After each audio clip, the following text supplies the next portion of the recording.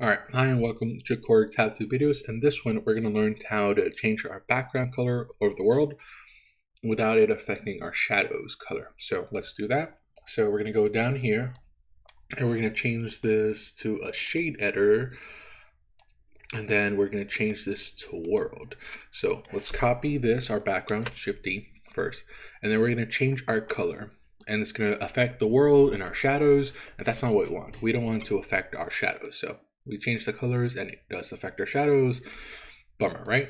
So delete this, put this back here. That's kind of the shadow we want.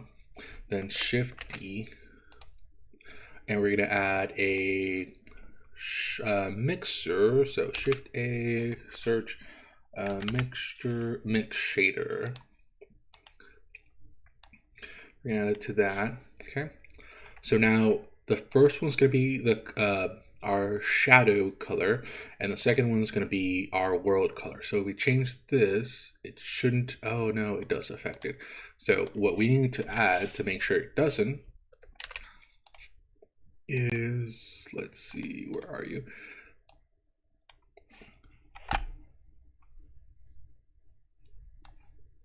A light path. All right, so search a light path is camera array. Okay, on this we'll make sure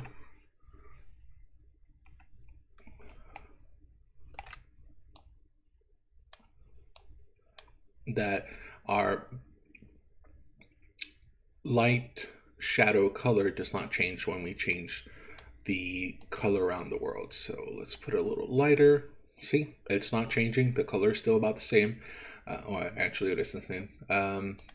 Then we're gonna make it like something like this. So we can change it pretty much any color, and our shadow color, because we're protecting with this light path, is still the same. So let's change our shadow color a little darker so you can emphasize. So we can keep on changing our world color while still keeping our shadow color. And that's pretty much it for this video. I hope it helps. If you have any questions, leave a comment. Bye.